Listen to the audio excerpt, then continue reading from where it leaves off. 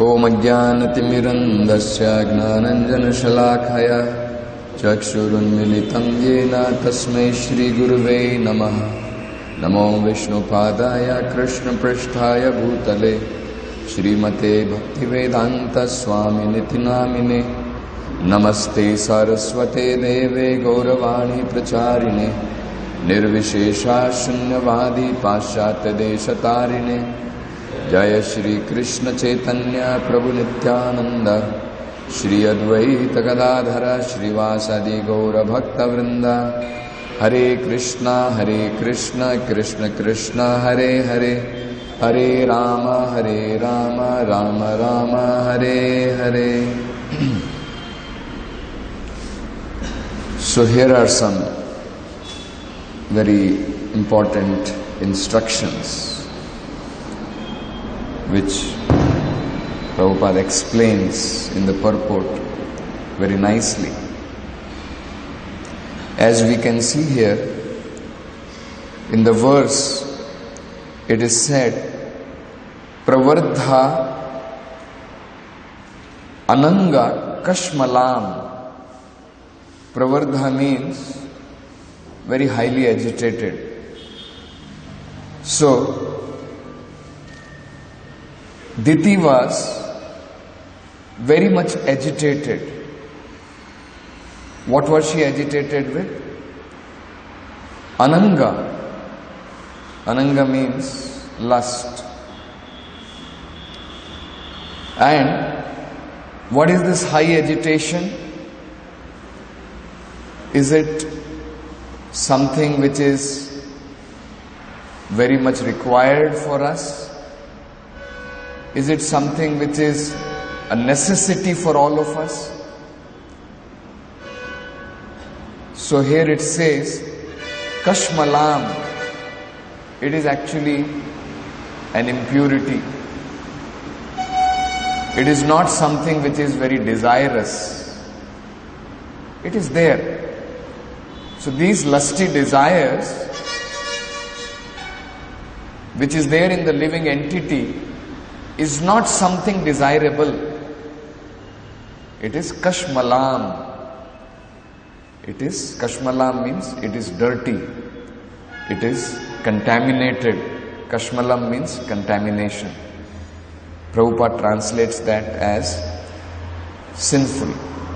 Because it is by contamination we all perform sinful activities. Because sometimes we may think this is natural to the body, just like hunger is natural, thirst is natural, right?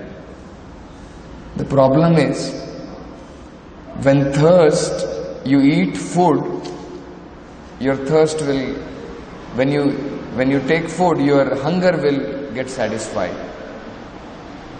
When you drink water, your thirst will get satisfied. But the more you indulge in physical or mental lusty desires, you will not be satisfied. Correct? Maybe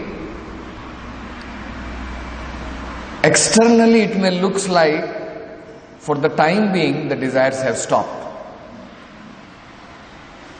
But the Vedas gives the example, trying to indulge in lusty desire and thinking that will satisfy my lust is like you ignite a fire and you pour kerosene on it. Will it subside the fire? Yes, for some time. When you forcefully put lot of kerosene in the fire, what will happen? Initially, for some time, a very short period, it will look like the fire has subsided.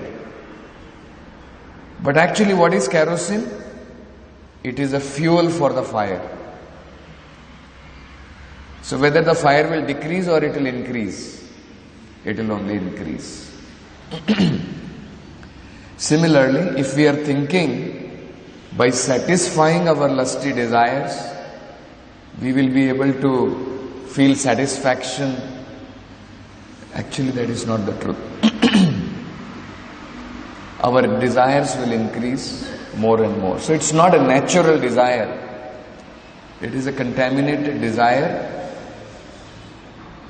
But all of us can at least understand from the scriptures that this lust originally exists in all living entities as love for Krishna. It has only become transformed and it has only become contaminated.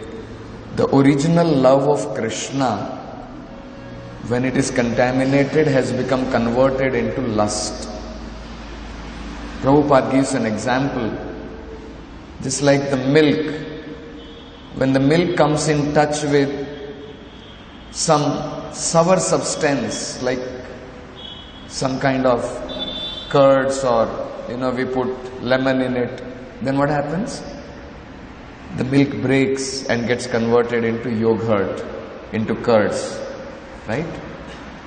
Similarly, our original love for Krishna, when it comes in touch with material contamination, three modes of material nature, Sattva-guna, Rajoguna, Tamoguna. To different degree it becomes converted. When it comes in touch with Sattva-guna, our original love is converted, but the soul is covered with contamination to a very less quantity. When it is contaminated with Tamoguna, it gets covered much more. And when it is contaminated with passion, it is covered midway. So, the original nature of the soul gets covered completely, nearly, when the original love comes in contact with Tamoguna. In Bhagavad Gita, Krishna gives the example. Tamoguna is like, the example is given, the child covered with embryo of the mother. The child cannot see outside the embryo, right? It is placed in the womb of the mother. What it can see is only the reality within the womb, within that embryo. It cannot see more beyond that. Then, another example is given. This is very nicely described in Bhagavad Gita. Actually, Arjuna placed a question. Sometimes people think like this: God is there within our hearts. And we all heard about a very famous saying, not even a blade of grass moves without the sanction of God, right? So even if a blade of grass is moving, it is because of God, we all know. So sometimes people question this, that when we are acting in lusty desires, God is sitting in the heart. So probably it is a work of God only. It is who is impelling us. It is who is directing us to act in this way. Because God is sitting as Paramatma in our heart. So the same question was asked by Arjuna to Krishna. Because people have this misunderstanding that when we are acting sinfully, probably it is because of the Lord sitting inside the heart. But Krishna does not give that as an answer. Krishna does not say Paramatma is giving that inspiration to act lustfully. Krishna says there is another reason. So Arjuna asked this question, Atah kena prayuktoyam papam charati purushaha. Atah kena prayuktoyam. Impelled, prayukta means forced or impelled. We all know people indulge in sinful activities. Just like many times in the paper, sometimes we hear about some gang rapes.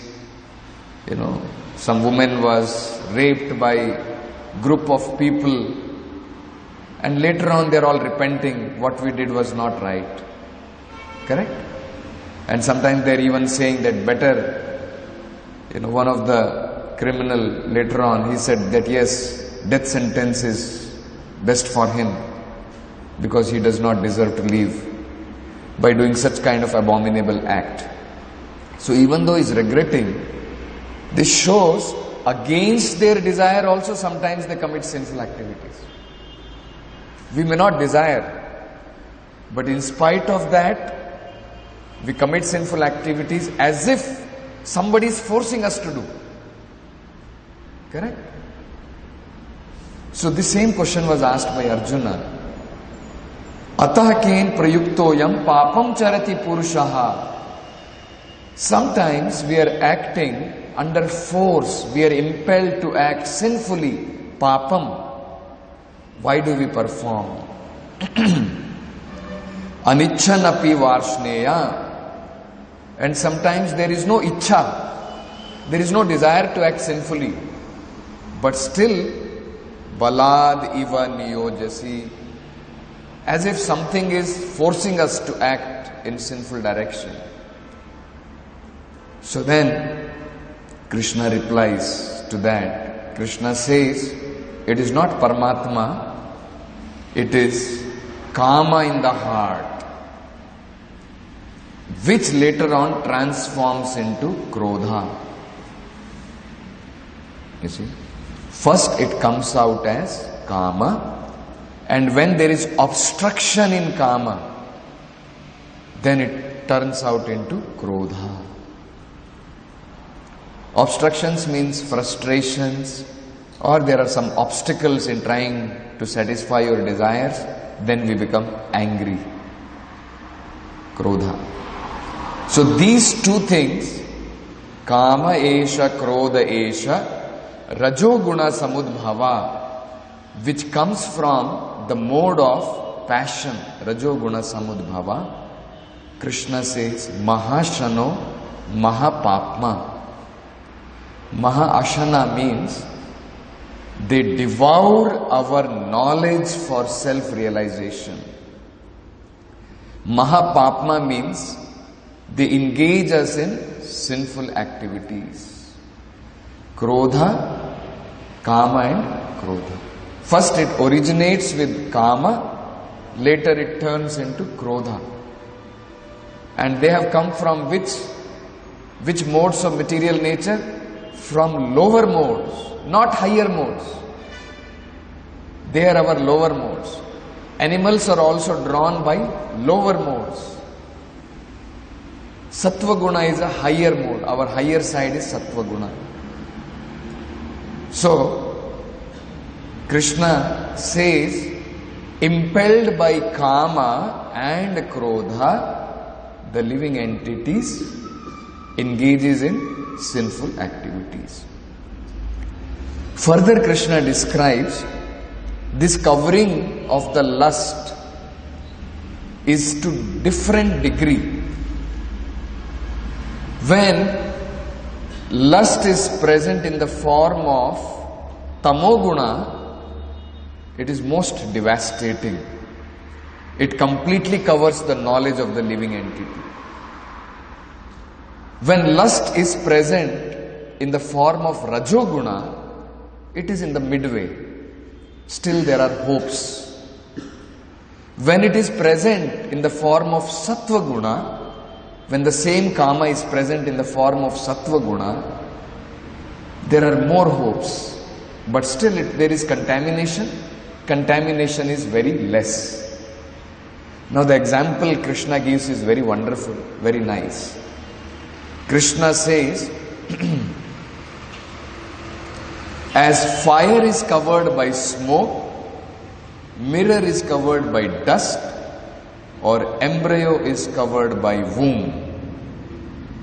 So Prabhupada gives the example. When lust is compared to smoke, it is understood fire of the living spark can be still perceived. In other words, when the living entity exhibits his Krishna consciousness slightly, he may be likened to the fire covered with smoke. Correct? Fire is there and smoke is there. Still, what you do? You just fan it little bit. What will happen? The smoke will dissipate, fire will burn, and smoke will gradually disappear. When smoke is there, then we can understand fire is not much. When good fire is there, smoke is very less. Correct? That we all know. So that means if there is smoke, there is a chance of getting fire. Provided we fan it. So if we fan it, then it is possible. Now mirror, when there is dust covering the mirror, it is easy to remove it. You can just dust it away. And when there is fire and there is smoke, there is a chance that yes, you can still ignite the fire. The third example is given is the embryo covered by the womb. When the child is covered by the womb, that is a very gross covering. It cannot see beyond anything the womb of the mother. So that is like tamoguna. So to different degrees, the living entities are covered. So actually speaking, even when we are acting in sattva guna, we are praising nature, or we are living in we are not very much active like a person in rajoguna who is working very hard to satisfy his material desires. Some examples can be great scientists. They are not working hard like donkeys to earn money, to satisfy their passions. They are not very desirous of that. They are acting in modes of sattva guna, in goodness. But still, there is a desire to satisfy for name, fame, to get Nobel Prize. Still there are desires. That is also inflicted with kama. Kama means actually to gratify our senses. When it is in Rajoguna, then it is exhibited with lot of endeavors. Lot of hard work we do to satisfy our passion, to satisfy our desires. Such a person will be having lot of money, wealth, women, wine, we can understand. Person in the mode of tamoguna, he satisfies his desires with not activity, he takes opposite. He becomes inactive. He takes pleasure in slumber. He sleeps for more than 12 hours a day. Lazy, does not want to take any responsibility, drinks, takes drugs, and he satisfies his desires in such a low class manner. So, in all three classes, we can see lust is present to different degrees. When we become completely purified of all kind of even traces of lust, that is called as prema, love of God. So, now, one should understand when we are in the material world, to different degree, lust is present in everyone. So we don't have to get disheartened that lust is there, lust is present in us. Now what we require is treatment for lust. That is what is required. So we will try to understand from Bhagavad Gita very practical methods Krishna has given. Krishna has advised to conquer this enemy called lust. First thing Krishna says is to recognize this as our enemy. Krishna says one should identify Mahashano, Mahapapma. It is our worst enemy. Why? It will make us to do worst kind of sinful activities. It will completely cover our knowledge. It will cover our real nature. That's why Krishna calls it most devouring, sinful enemy. First thing we have to recognize. If we don't recognize this, what we will do?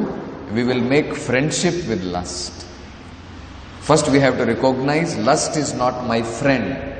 It is my enemy. Why? Because actually, in the name of pleasure, it is destroying me.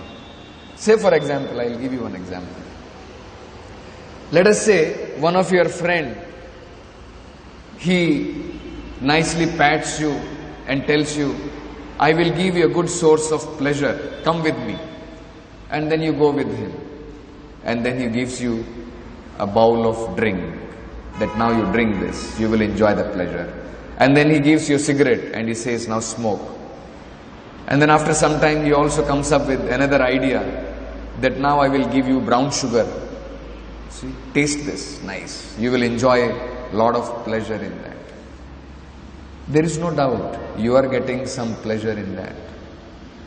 But that pleasure is like a poison. Because gradually it will destroy you completely. Right? So is that person actually my friend? Who is actually giving me that kind of pleasure, so-called pleasure? Instantly I may feel pleasurable, but factually life is destroyed. What is the use of such kind of pleasure? This is that kind of pleasure. Lust is that kind of pleasure, which instantly we are trying to enjoy, which gives us some kind of instant pleasure. Nowadays you must have all heard about instant noodles, instant coffee, instant, so many things instant.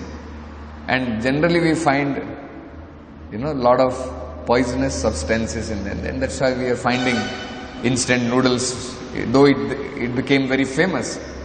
But to get that instant taste, they have to add so many kind of poisonous substances to that, to the degree which will actually spoil our body. And that's why there was a ban from court in that direction. So, even though it gives us instant pleasure, actually in long run, this lust will destroy our knowledge. This lust will destroy our desire to become self-realized. And it will propel us to act sinfully. What will be the result of that? The more we will act sinfully, the more we will get bound in the material world of suffering. So first thing Krishna says is, recognize this is not something good. Just like until and unless a person recognizes that smoking which I am doing is not good, I must leave it. Right? First thing is he should recognize. If he does not recognize, if he likes to smoke more and more, he doesn't even regret for that, then there is no question. He cannot give it up. He becomes a chain smoker or he becomes a drunkard. But if he recognizes this is not good, this is destroying my family. Suppose a drunkard is able to recognize this is destroying my family, it is not good for me. Then at least he has recognized the disease. He has recognized it as an enemy. This is what Krishna says. First thing is, understand this is not your friend. It is going to destroy you. Even though you may associate with it for the time being, in our conditional state, it is difficult to get rid of lust. But recognize this is enemy. Then next Krishna explains further. So actually, one of the very important thing, if you want to give up, let us say even drinking or smoking for that matter, and if you want to give up these lusty desires, one of the most important thing is determination. Two kinds of determination. One determination is to advance in spiritual life. Another is to give up sinful life. Simultaneously we have to take this determination. To advance in spiritual life and to give up sinful life. Chaitanya Mahaprabhu also asked only these two things from Jagai and Madhai. Then the Lord is ready to give us mercy.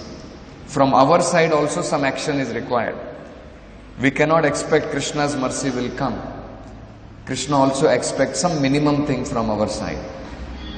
So these two things Krishna, Chaitanya Mahaprabhu told that I am ready to forgive you. I am ready to wipe out all your sinful activities you have done previously. Provided you take up this determination, further I will not do. At least take this determination. Later on, because of weakness we fall down, that is a separate matter. That can be dealt with. Because in the beginning we may not be very strong. That is a different matter altogether. But determination we must take up. That I must give up this sinful life. Another determination is take up a process in positive direction. Because just with regulation you cannot give it up. Just with force you cannot give it up. The force of lust is too great. It will impel you. You cannot resist it. Until you get something better, you cannot resist it.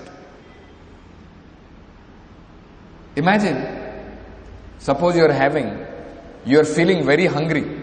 Okay. When you are feeling too much hungry, even if some kind of roti is given to you which is very, very stale, you will bite and you will eat it like anything. Why? Hunger is there so much. Imagine if there are old stale chapatis at one point and at the same time somebody is ready to give you nice hot parathas with nice ghee, nicely stuffed. Will you even look at those old stale chapatis? Will not even look at that. Right? Even though there is a force is there, but the force of attraction towards that parotha, that nice smelling, aromatic parotha is so much, we can very easily give it up.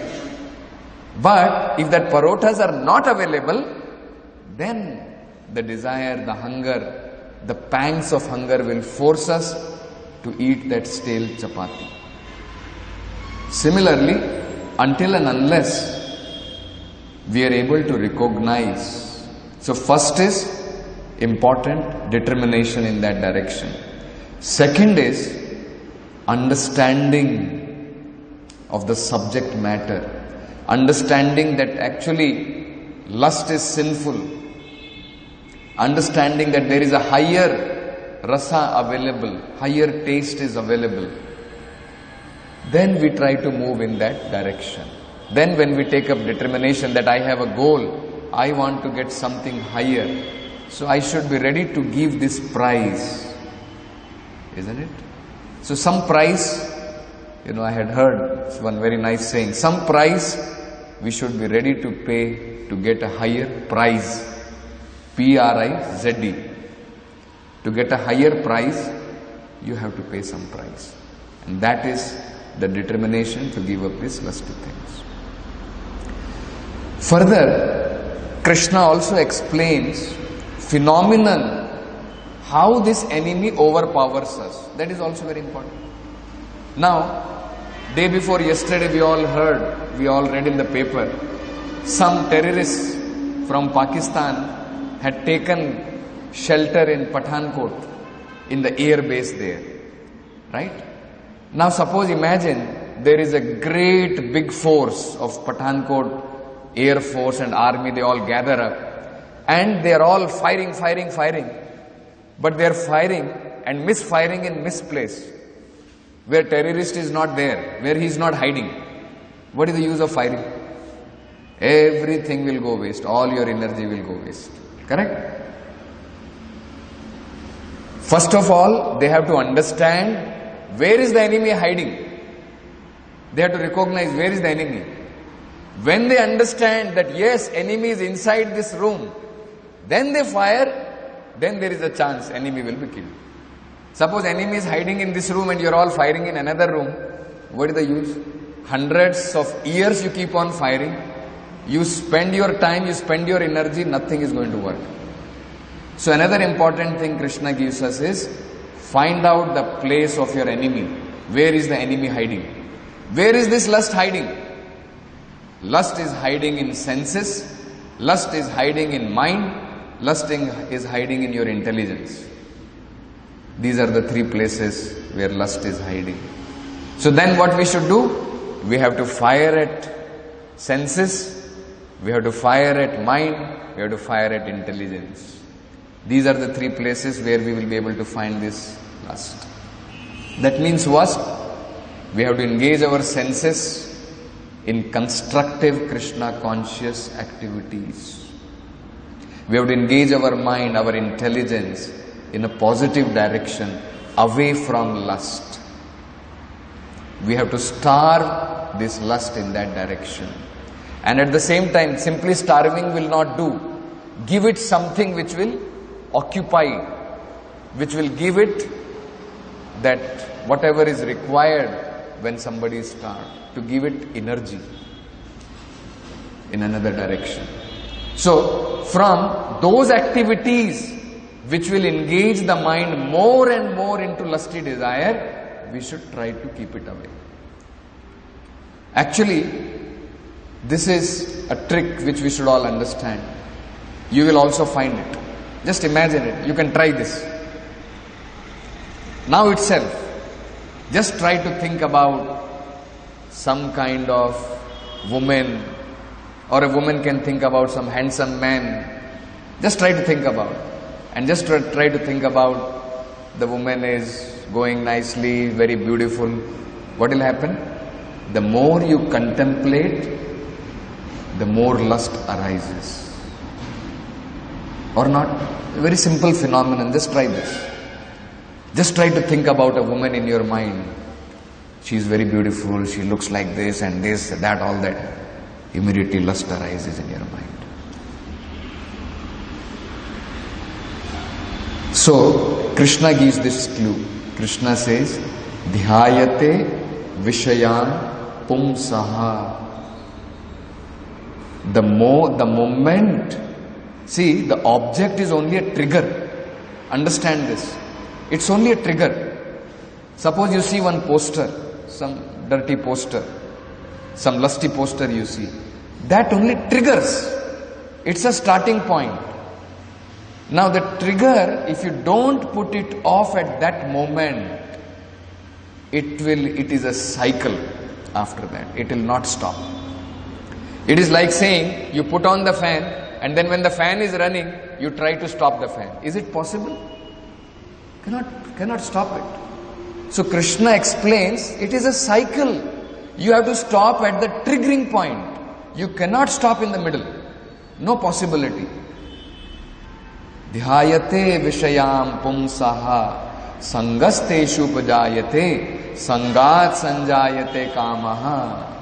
That is how it arises. You stop contemplating. The trigger point you should avoid. How you can avoid? That you can avoid with knowledge. That you can avoid with regulation. That I am into spiritual life. Why I should try to contemplate? That thought may come. Let it come. Reject that thought with knowledge. It's just a question of few seconds if you can tolerate. It's just a question of few moments. If you can somehow or other kick out that thought, then it is possible. Prabhupada says, one devotee wrote to Prabhupada, lust is troubling me very much. So Prabhupada writes very beautifully to him. It's a very interesting instruction Prabhupada gave.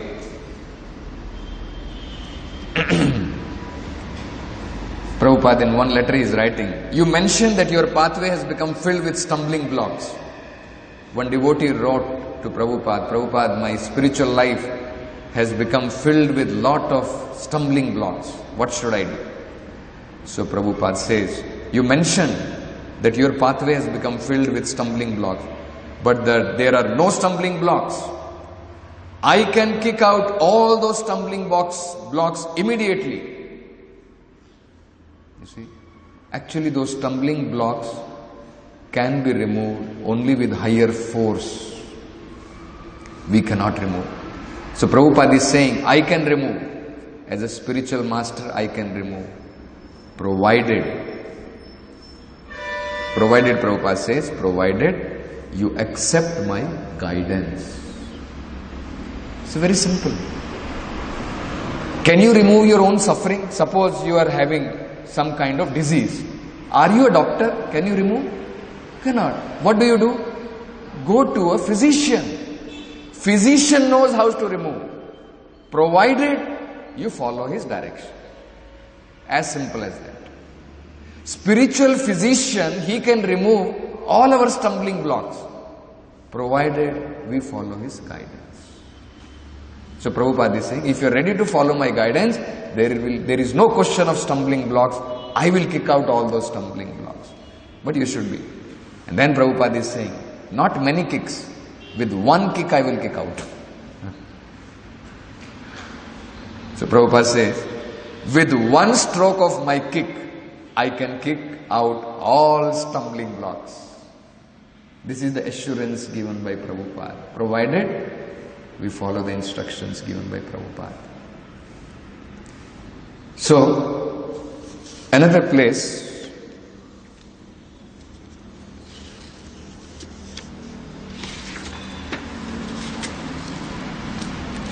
I don't have that, but of course, I think all of you must have read about that, where Prabhupada says about that Mr. Lust, one devotee wrote to Prabhupada that lust is troubling me a lot. Then Prabhupada says that if you become engaged thoroughly in Krishna's service, as Prabhupada is guiding, then Mr. Lust's